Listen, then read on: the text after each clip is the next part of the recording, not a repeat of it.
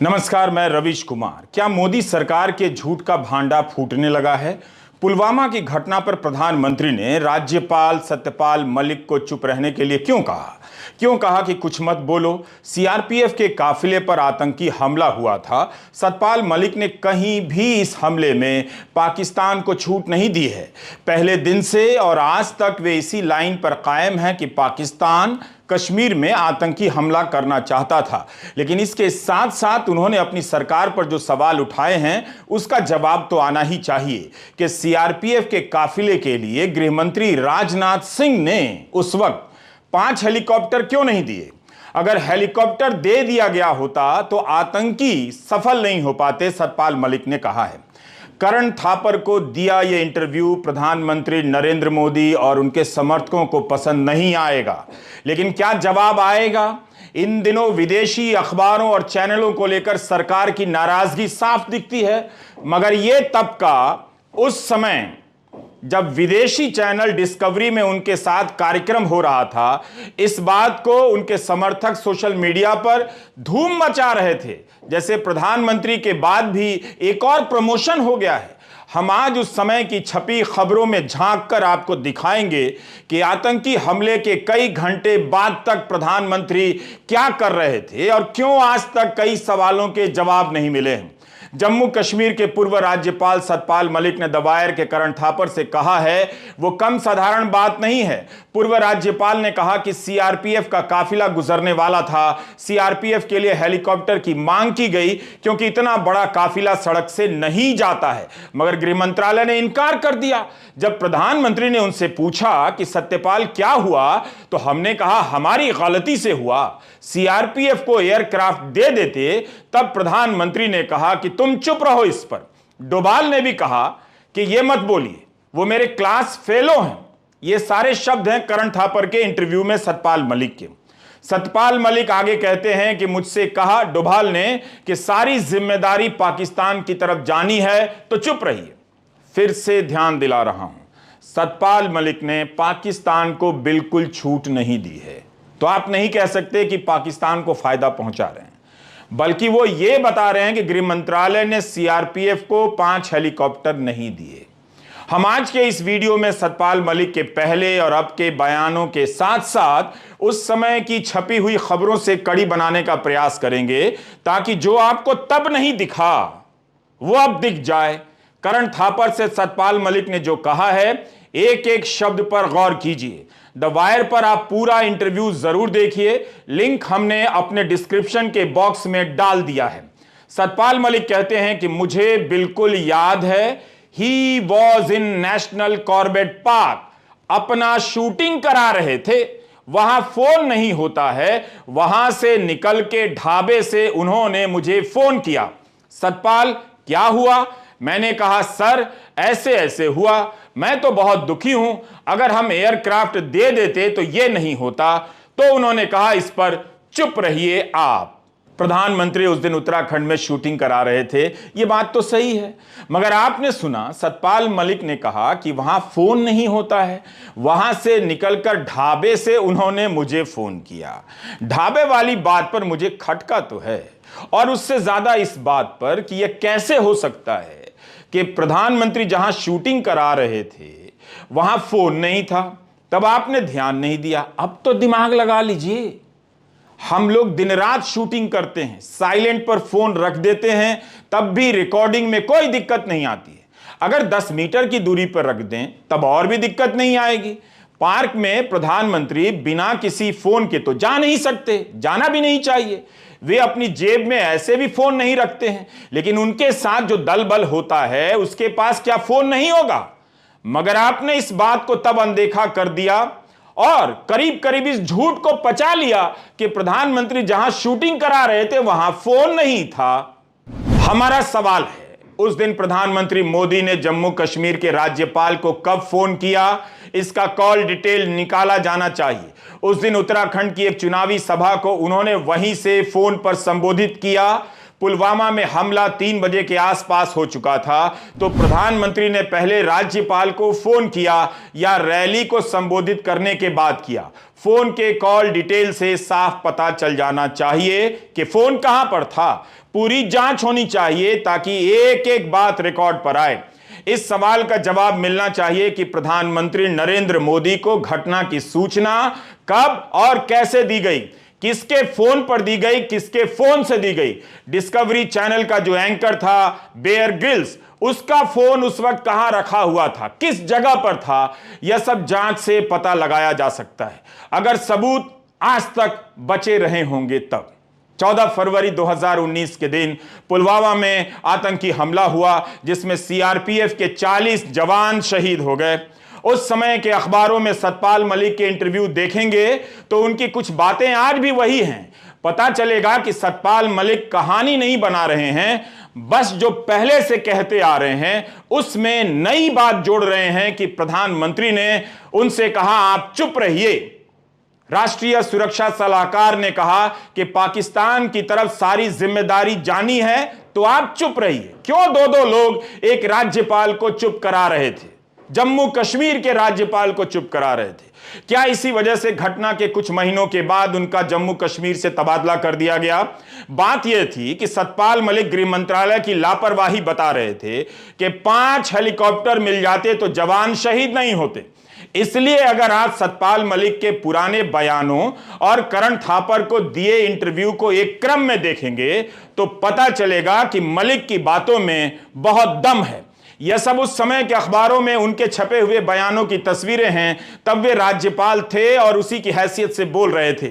उन्होंने कई इंटरव्यू में कहा कि इंटेलिजेंस ने आतंकी हमले की जानकारी दी थी, फिर भी सीआरपीएफ के 2700 जवानों के काफिले को सड़क मार्ग से ले जाया गया। हर इंटरव्यू में सतपाल मलिक ने कहा कि इतना बड़ा काफिला सड़क मार्ग से नहीं जाता है। कई चैनलों पर उनका फोन से इंटरव्यू चला जिसमें वे बताते हुए आज भी सुने जा सकते हैं कि 300 किलोग्राम विस्फोटक लेकर कोई गाड़ी हाईवे पर आ गई, चेकिंग में चूक हो गई, हम उसका पता नहीं लगा पाए। करण थापर से भी उन्होंने कहा कि इतना बड़ा काफिला सड़क से नहीं ले जाया जाता है। जब आप सड़कों से गुजरते हैं तो आपकी गाड़ी की स्पीड ज्यादा होनी चाहिए थी, तब आईडी कामयाब नहीं होती है। अगर स्लो चल रहे हैं तब आईडी कामयाब हो जाती है। जिस गाड़ी ने हमला किया वो बिना किसी की नजर में आए या जानकारी के 10-15 दिनों तक जम्मू कश्मीर की सड़कों और गांवों में घूम रही थी। कई चीजें हैं तो हमारे लेवल पर गड़बड़ हुई हैं, ये सतपाल मलिक कह रहे हैं। याद कीजिए, पुलवामा के हमले के बाद बालाकोट स्ट्राइक होते ही प्रधानमंत्री से सवाल पूछना बंद हो गया। सवाल पूछने वालों को गोदी मीडिया गाली देने लगा और व्हाट्सएप अंकिल और व्हाट्सएप आंटियों ने हाउसिंग सोसाइटी में मोर्चा संभाल लिया। अगर पुराने मैसेज हैं तो आप अपनी हाउसिंग सोसाइटी के व्हाट्सएप ग्रुप में जाकर देखिए कि क्या चल रहा था उस समय। कोई नहीं पूछ रहा था, ना पूछने दिया जा रहा था कि हमले के वक्त प्रधानमंत्री टीवी चैनल के कार्यक्रम की रिकॉर्डिंग कर रहे थे। 9 साल में 1 घंटा वक्त प्रेस कॉन्फ्रेंस के लिए नहीं निकाल पाए, एक टीवी चैनल के लिए कई घंटे लगाकर वो रिकॉर्डिंग कर रहे थे। इतना वक्त है। उनकी भूमिका के सवाल पाकिस्तान से बदला लेना है, इस तरह के नारों से गायब कर दिए गए। बालाकोट में हमला हुआ और जीत का ऐलान कर दिया गया। पुलवामा की बहस पीछे चली गई। सतपाल मलिक ने पुलवामा को फिर से सामने ला दिया है। करण थापर से सतपाल मलिक ने कहा कि राष्ट्रीय सुरक्षा सलाहकार अजीत डोभाल ने चुप रहने को कहा क्योंकि पाकिस्तान की तरफ जिम्मेदारियां जानी। प्रधानमंत्री ने चुप रहने को कहा। क्यों चुप रहना था? इसलिए कि चुनाव था। राहत इंदौरी की पंक्तियां याद है ना? सरहदों पर बहुत तनाव है क्या, कुछ पता तो करो चुनाव है क्या। आपने तब पता नहीं किया, अब तो कर लीजिए। कमल के निशान पर याद कीजिए 2019 का चुनाव चल रहा था। बेरोजगारी के सवालों को लेकर प्रधानमंत्री घिरे हुए थे। कोई जवाब नहीं था तो कह दिया पकौड़ा तलना भी रोजगार है। उनके इस बयान को लेकर हंगामा मचा था। तभी पुलवामा होता है और बालाकोट की स्ट्राइक होती है। यूपी, बिहार, हिंदी प्रदेश के नौजवान अब सब भूलकर उनके दीवाने हो जाते हैं। चुनाव की सारी बहस पाकिस्तान को जवाब दो में बदल जाती है। पाकिस्तान से भारत के राजदूत को बुला लिया जाता है। मोस्ट फेवर्ड नेशन का दर्जा छीन लिया जाता है। बालाकोट हमले के कुछ घंटे बाद 26 फरवरी 2019 को प्रधानमंत्री नरेंद्र मोदी दिल्ली में मेट्रो से निकलते हैं, दक्षिण दिल्ली के इस्कॉन मंदिर में जाते हैं। ये सब तस्वीरें 26 फरवरी के दिन शाम 4 से 5 बजे की हैं। 2 मुसलमान व्यक्ति भी उनके अगल बगल बैठे नजर आ रहे हैं। गोदी मीडिया इसका घंटों प्रसारण करता है। देश को लगता है और लगा दिया जाता है कि यह है सुपर पावर भारत का बर्ताव।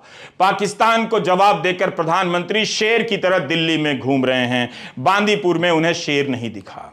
सोचिए जरा, अगर दिमाग बचा है तो सोचिए। 26 फरवरी की अल सुबह बालाकोट स्ट्राइक होती है। कायदे से टीवी पर वो दिन सेना के जांबाज अफसरों और जवानों का होना चाहिए था, मगर चंद घंटे के भीतर टीवी पर केवल प्रधानमंत्री छा गए।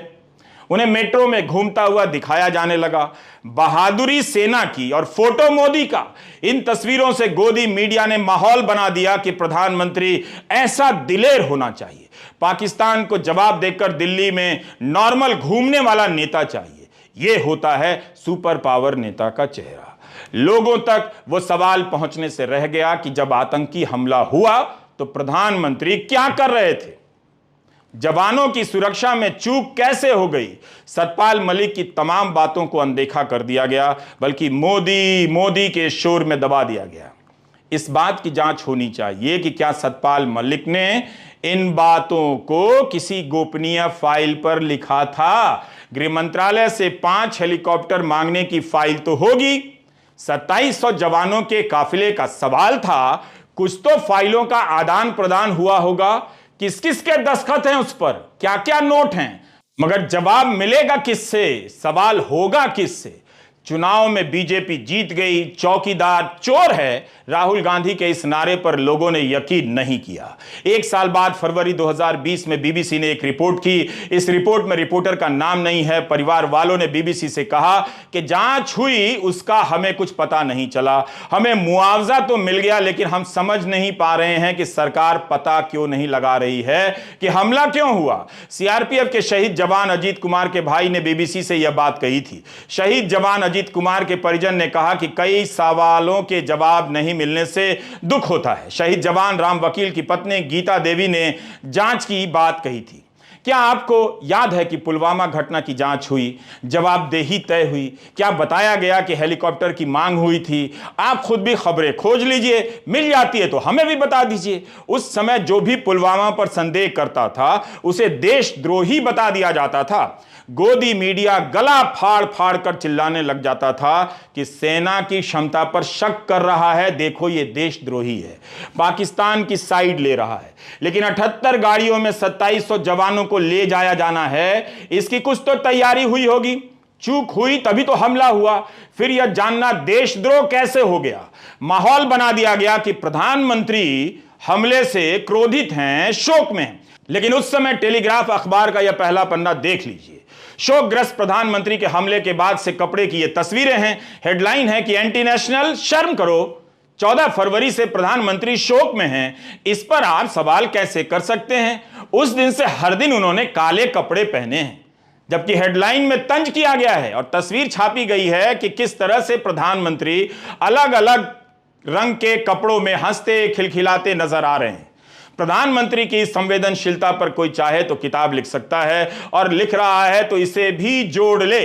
25 अगस्त 2019 को मन की बात में प्रधानमंत्री ने बताया कि बहुत से लोग जानना चाहते हैं कि बेयर ग्रिल्स ने मेरी हिंदी को कैसे समझा। लोगों ने पूछा कि क्या बार बार एडिट हुआ या कई बार रिकॉर्डिंग हुई। मेरे और उनके बीच टेक्नोलॉजी ने पुल का काम किया। उनके कान में बिना तार का एक उपकरण लगा था जो हिंदी को अंग्रेजी में अनुवाद किए देता था।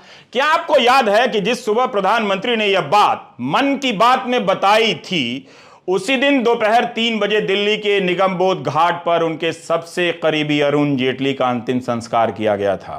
अरुण जेटली का अंतिम संस्कार जिस दिन होना है, जिस वक्त होना है, उसके कुछ घंटे पहले संवेदनशील प्रधानमंत्री मन की बात में यह जानकारी दे रहे हैं। YouTube पर पुराने ऐसे कई वीडियो मिल जाएंगे जिसमें प्रधानमंत्री धड़ल्ले से अंग्रेजी बोलते देखे जा सकते हैं। डिस्कवरी के एंकर से भी अंग्रेजी बोल सकते थे, मगर प्रधानमंत्री ही बता रहे हैं कि उनकी हिंदी का अनुवाद करने के लिए ग्रिल्स के कान में मशीन लगाई गई थी। वाह, उस जंग में इतनी टेक्नोलॉजी थी, इतने उपकरण थे, बस एक फोन नहीं था। हा हा हा एंड वंस अगेन हा हा हा, कीप ऑन डूइंग हा हा हा। केवल फोन नहीं था जिससे उन्हें तुरंत पता चलता और वे दिल्ली और श्रीनगर में बात कर लेते। इसलिए जांच होगी या हुई होती तो इन सब सवालों के ठोस जवाब आते, मगर जांच करने वाली संस्था बची कहां है? उसकी साख केवल यही है कि वो हर बार सरकार को क्लीन चिट देगी। तो कौन जान पाएगा इतने तनाव के माहौल में प्रधानमंत्री डिस्कवरी चैनल के लिए शूटिंग कर रहे थे या शोक में थे। ये तस्वीरें जिम कॉर्बेट की नहीं हैं, मगर जब भी आप जंगलों से गुजरें तब अतीत की इन तस्वीरों को पलट कर देखिए, लगेगा जैसे किसी ने फिल्म की स्क्रिप्ट लिख दी है। कहानी कुछ इस तरह से लिखी गई है कि पठान ही प्लॉट रचता है कि पहले हमला हो जाएगा, फिर वो छुट्टी से लौटकर दीपिका को बसंत कुंज में छोड़ेगा और हमला करने वालों को सब सिखा देगा। इस तरह पठान सुपरहिट हो जाएगा और लोग तालियां बजाते हुए सिनेमा हॉल से घर चले जाएंगे। देश पुलवामा हमले से जुड़े इन सवालों को वहीं पर घायल छोड़ाता है, जिनमें सतपाल मलिक ने फिर से जान डाल दी है। सतपाल मलिक के बयान के बाद यह महज संयोग की बात नहीं रही। इन तस्वीरों से प्रधानमंत्री खुद को एडवेंचर करने वाला नेता दिखाना चाहते होंगे, मगर अब उन्हें बताना चाहिए कि इसके पीछे असली एडवेंचर क्या था, किसका था। आतंकी हमले के बाद खबर आई कि गृहमंत्री राजनाथ सिंह ने काफिले के निकलने को लेकर प्रोटोकॉल की समीक्षा की है। खबरों में लिखा है कि अब जब श्रीनगर जम्मू हाईवे से सुरक्षा बलों का काफिला गुजरेगा तब कोई सिविलियन गाड़ी को इजाजत नहीं दी जाएगी। लेकिन हेलीकॉप्टर की मांग क्यों की गई और क्यों नहीं दिया गया? करण थापर का यह इंटरव्यू लंबे समय तक उस दरवाजे को खटखटाता रहेगा जिस पर झूठ का भारी पर्दा टांग दिया गया है।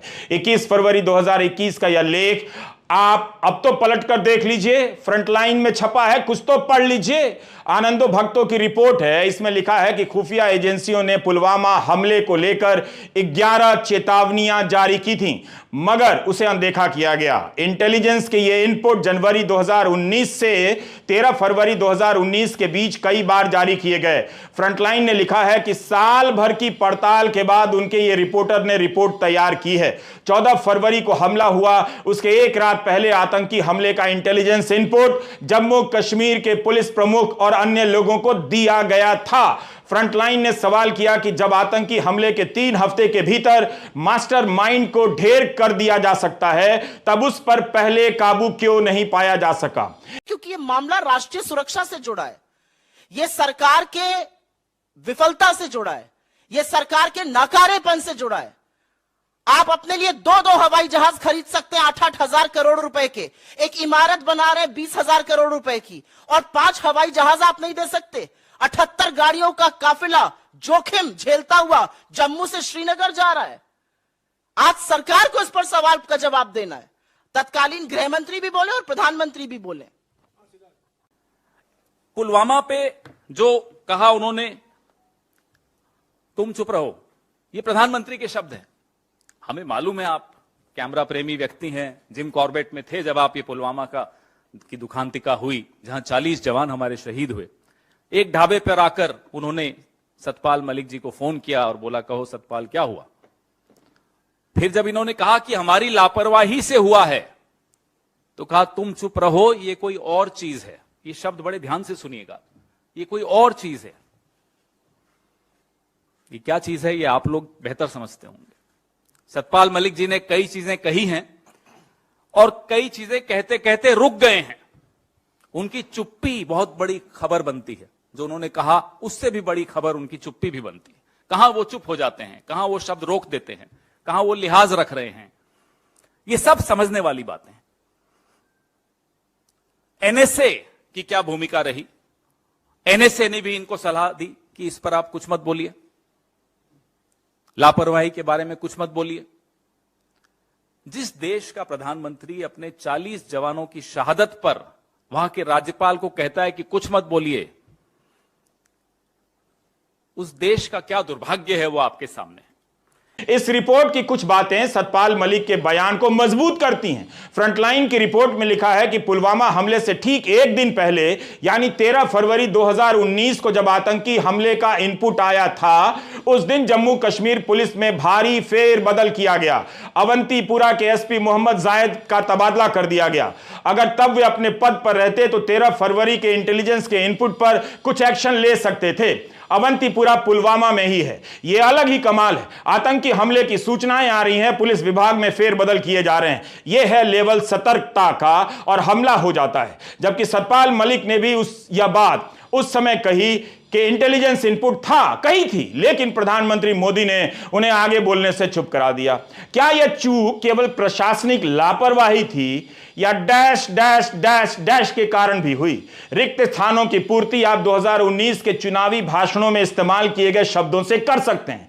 फ्रंटलाइन की यह रिपोर्ट काफी कुछ याद दिलाती है। इसमें लिखा है कि 14 फरवरी 2020 को राहुल गांधी ने ट्वीट कर दिया, एक साल बाद, कि पुलवामा हमले से सबसे ज्यादा फायदा किसे हुआ, तो उन पर धावा बोल दिया गया कि शहीदों का अपमान कर रहे हैं। लेकिन पुरानी खबरों को पलटकर देखिए। हमने द वायर की एक पुरानी रिपोर्ट और उस समय के कई अखबारों में छपी खबरों का आपके लिए संकलन किया है। यह वीडियो पूरा देखा कीजिए। अमर उजाला के देहरादून ब्यूरो ने उस दिन प्रधानमंत्री की पूरी गतिविधियां छापी हैं। वायर ने अपनी रिपोर्ट में उस दिन के अमर उजाला के प्रिंट संस्करण को अपने लेख में डाला है। यह संस्करण दोबारा सर्च करने पर इंटरनेट पर हमें नहीं मिला। उसमें साफ लिखा है कि दिन भर कॉर्बेट पार्क का भ्रमण करने के बाद शाम 6:45 बजे प्रधानमंत्री का काफिला धनगढ़ी गेट से निकला।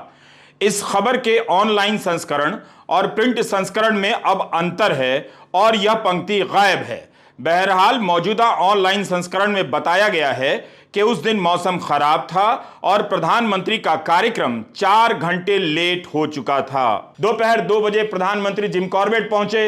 अमर उजाला की एक अन्य रिपोर्ट जो इंटरनेट पर मौजूद है, उसमें लिखा है कि इसके बाद उन्होंने जिम कॉर्बेट का भ्रमण किया। उसी दिन रुद्रपुर में पीएम की रैली थी। मौसमी खराबी के कारण हुई देरी के चलते उन्हें यह रैली मोबाइल फोन से संबोधित करनी पड़ी। उन्हें 2 बजे वहां पहुंचना था, ऐसा वायर की रिपोर्ट में लिखा है। हिंदुस्तान टाइम्स में भी उस दिन का ब्यौरा छपा है। हिंदुस्तान टाइम्स और अमर उजाला से यह पता चलता है कि यह फोन कॉल 5:10 से 5:15 के बीच किए गए। हिंदुस्तान टाइम्स ने लिखा है कि सीएम त्रिवेंद्र सिंह रावत ने फोन के स्पीकर पर पीएम के फोन को माइक के सामने ऑन किया और जनता ने सुना। यानी पीएम के पास 5:15 बजे के आसपास मोबाइल का कनेक्शन था। अमर उजाला के जितेंद्र पपने ने 15 फरवरी की अपनी रिपोर्ट में बताया है कि पीएम पार्क में 4 घंटे रुके थे। इसी रिपोर्ट में उन्होंने यह भी लिखा है कि पीएम ने जंगल सफारी भी की, लेकिन उन्हें बाघ के दीदार नहीं हुए।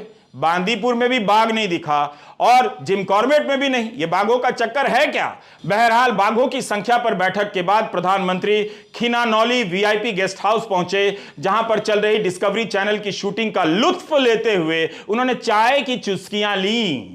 इसके बाद उन्होंने सभी वन कर्मचारियों के साथ अपने कैमरों से फोटो खींची। पार्क में 4 घंटे रुके प्रधानमंत्री मोदी को पार्क इतना भा गया कि उन्होंने पार्क के अधिकारियों से फिर से आने की बात की और रवाना हो गए। इन डिटेल में लौटकर जाने से पता चलता है कि जब इतना बड़ा आतंकी हमला हो चुका था, प्रधानमंत्री उसके कई घंटे बाद फोन से रैली को संबोधित कर रहे थे और बाघ की संख्या पर बैठक ले रहे थे। वैसे खबरों में तो यह भी लिखा है कि बाघ नहीं दिखा, मगर इन डिटेल से यह भी पता चलता है कि प्रधानमंत्री बहुत सामान्य थे। दिल्ली आने की हड़बड़ी नहीं दिखी। 2 बजे पहुंचे थे और 4 घंटे रुके, तो यानी कम से कम शाम के 6 बजे तक पार्क में थे। जरूर उस दिन मौसम खराब था, उस समय सब जोश में थे, लेकिन सोचिए क्या ऐसा हो सकता है कि प्रधानमंत्री से कई घंटे तक फोन पर संपर्क ना हो? बिना जांच के इन तथ्यों की जांच कैसे होगी? कैसे ये सारी बातें सामने आएंगी? बहरहाल पुरानी खबरों से यही पता चलता है कि रैली के समय शाम 5:15 बजे पर उनके पास फोन का कनेक्शन था और उन्होंने रैली का संबोधन किया। 3-4 मिनट ही केवल। इससे 2 घंटे पहले पुलवामा हमला करीब 3:15 बजे हो चुका था। पीएम के पास फोन था। हमले के 2 घंटे बाद उन्होंने रैली की। क्या उन्हें पुलवामा की जानकारी नहीं होगी? आतंकी हमले की जानकारी के बाद रैली कैसे कर सकते हैं? अगर जानकारी नहीं थी तो कैसे नहीं थी? ये कैसे हो सकता है? ये तो भयानक है कि 2 घंटे तक पीएम को किसी ने बताया नहीं, जबकि उनकी सुरक्षा की टीमें वहां मौजूद थीं। तो कहीं कोई संपर्क किसी का तो रहा होगा बाहर की दुनिया से। यह बात बेयर ग्रिल्स ने टाइम्स ऑफ इंडिया को एक इंटरव्यू में कही कि जब हम नदी में थे तो खराब मौसम के कारण पानी बढ़ रहा था और उनकी सुरक्षा टीम को काफी चिंता हो रही थी, यानी टीम वहीं पास में थी। पर पीएम एकदम शांत रहे और कहा लेट्स गो। इस डिटेल से आपको पता चला कि पीएम के आसपास सुरक्षा कर्मी थे, होने भी चाहिए। अगर सुरक्षा कर्मी होंगे तो फोन भी होगा। तो सवाल है कि क्या प्रधानमंत्री शूटिंग करते रहे? 40 जवानों को आतंकियों ने उड़ा दिया और प्रधानमंत्री खराब मौसम में भी शूटिंग कर रहे थे। Let's go. उन्होंने तुरंत फोन नहीं किया, उन्हें बताया नहीं किया। रैली करते समय प्रधानमंत्री को कैसे नहीं पता था, जबकि सारा देश जान गया था, क्योंकि दूरदर्शन ने उस दिन पीएम की रैली का लाइव विजुअल दिखाते हुए नीचे पट्टी चलाई थी कि अब तक मिली जानकारी के मुताबिक 10 जवान शहीद हुए हैं। स्क्रीन पर समय 5:10 आ रहा था।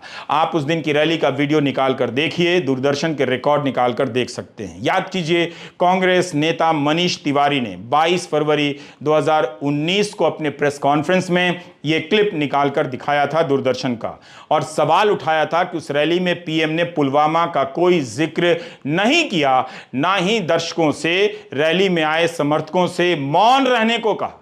अगर मनीष तिवारी और वायर की रिपोर्ट सच कह रही है तो क्या हम मान लें कि उन्हें नहीं पता था? और अगर पता था तो इतना बड़ा हादसा हो जाए और पीएम ने फोन पर रैली की, हमले का जिक्र तक नहीं किया? आखिर उनकी सुविधा के लिए हम कितने सवालों को कुर्बान कर देंगे? या इसका भी अडानी मामले की तरह जवाब यह आएगा कि जाओ भाई, पहले उस आदमी का साइन लेकर आओ जिसे हमने सिलेंडर दिया है, और उसके बाद उस आदमी का साइन लेकर आओ जिसे हमने बिजली का कनेक्शन दिया है। और तो और अमर उजाला के मदन सिंह और जितेंद्र पपने ने अपनी अपनी रिपोर्टों में लिखा है कि प्रधानमंत्री मोदी कॉर्बेट पार्क से निकलने के बाद रामनगर के पीडब्ल्यूडी गेस्ट हाउस में 19 मिनट रुके। यहां उन्होंने गुनगुना पानी पिया, मिक्स पनीर और चाय के साथ गोभी के पकौड़े, एक पीस ढोकले का स्वाद लिया। तहसील के स्टाफ के साथ राजस्व उपनिरीक्षक तारा चंद्र घिल्डियाल का भी धन्यवाद किया। यह सब पुलवामा के 3 घंटे बाद हो रहा था। अब हम यहां टाइम्स ऑफ इंडिया में छपी खबर को लाना चाहते हैं। इस अखबार ने सूत्रों के हवाले से सरकार का जवाब छापा है। लिखा है कि उस दिन मोदी कैबिनेट कमेटी की बैठक नहीं बुला सकते थे क्योंकि दिल्ली में नहीं थे, उत्तराखंड में थे। उनका कार्यक्रम पहले से तय था। लेकिन अमर उजाला के अनुसार अगर वे बाघों की संख्या पर बैठक ले सकते थे तो सवाल है कि वीडियो कॉन्फ्रेंसिंग से बैठक क्यों नहीं कर सकते थे, फोन से संपर्क क्यों नहीं कर सकते थे। मैं आपसे दरख्वास्त करती हूं कि एक बार 2019 14 फरवरी को याद करिए। 3:15 बजे यह हमला हुआ, खबर आई। लखनऊ में प्रियंका गांधी जी की पहली प्रेस कॉन्फ्रेंस थी। वो प्रभारी उत्तर प्रदेश ईस्ट बनकर गई थी, उन्होंने अपनी प्रेस कॉन्फ्रेंस कैंसिल करी। राहुल गांधी जी का एक भोज था G20 राजनयिकों के साथ, उन्होंने वो कैंसिल किया। लेकिन आपको पता है कि हमले के 2 घंटे बाद भी अमित शाह जी ने रैली करी और प्रधानमंत्री मोदी कॉर्बेट नेशनल पार्क में बेयर ग्रिल्स के साथ मैन वर्सेस वाइल्ड शूट कर रहे थे। और यह शूट रुका नहीं, यह शूट शाम को लगभग 7 बजे तक चलता रहा, जिसके बाद सत्यपाल मलिक जी का यह कहना है कि उन्होंने सत्यपाल मलिक जी को फोन किया और पूछा क्या हुआ, और जब गवर्नर ने असलियत से उनको वाकिफ कराया कि यह हमारी लापरवाही के चलते, यह हमारी नाकामी है, एक गवर्नर को कहा गया तुम चुप रहो। और एक बार नहीं, उनको बार बार चुप रहने की धमकी दी गई, और यह भी साथ में कहा गया अगर तुम कश्मीर पर बोले, इस मामले पर बोले तो मैं तुमसे मिलूंगा नहीं। हमने ज्यादा कुछ नहीं किया। जो खबरें छपी हुई हैं उन्हीं से चीजों को निकालकर एक क्रम बना दिया। जो आप तब नहीं देख सके शायद आपको अब नजर आए। एक दिन आप सोचेंगे कि क्या आपको झूठ और आधी अधूरी बातों के जाल में फंसा कर रखा गया। यदि अमेरिका और ब्रिटेन होता तो केवल पुलवामा के हमले के ऊपर प्रधानमंत्री क्या कर रहे थे, इसी पर संसद में डिटेल में बयान देना पड़ता उन्हें और पूछताछ होती। मगर इन सवालों को मिडिल क्लास और गोदी मीडिया दोनों ने गायब कर दिया। एक तरफ जवानों की शहादत की तस्वीरें थीं तो एक तरफ एडवेंचर कर रहे प्रधानमंत्री की। इन तस्वीरों को देखकर संदेह तो गहरे होते ही हैं। सवाल उठता है कि प्रधानमंत्री ने सतपाल मलिक को क्यों कहा कि चुप रहिए, मत बोलो। सतपाल मलिक ने यह राज अब बता दिया है। आपको उस समय इन तस्वीरों को दिखाकर प्रोपेगेंडा में फंसाया गया कि देश एक जांबाज प्रधानमंत्री के हाथ में है, लेकिन यह सब किसकी कीमत पर हो रहा था? उस देश की रक्षा की कीमत पर जिसके नाम पर विपक्ष के हर नेता को देशद्रोही कह दिया जाता है। सतपाल मलिक का यह बयान सच के उन पन्नों को पलटता रहेगा जिसे झूठ के पेपर वेट से दबा दिया गया है। पुलवामा हमले का सच उस घटना में है, ना कि उस हमले का बदला लेने की कार्रवाई में है। बालाकोट का उदाहरण देकर पुलवामा में हुई लापरवाहियों को आप नहीं छिपा सकते हैं। एक ही तरीका है, हाउसिंग सोसाइटी की व्हाट्सएप आंटियों को इस काम में लगा दीजिए ताकि वे दनादन मैसेज भेजना शुरू कर दें कि मोदी जी को बदनाम करने के लिए किया जा रहा है, भारत को बदनाम करने के लिए किया जा रहा है। चूंकि भारत विश्वगुरु बन गया है इसलिए सवाल पूछा जा रहा है। लेकिन आप गौर करेंगे जवाब नहीं आएगा।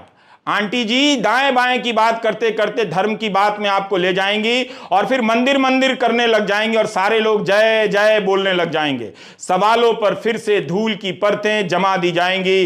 व्हाट्सएप कॉलोनी की व्हाट्सएप आंटी को मेरा सलाम पहुंचे।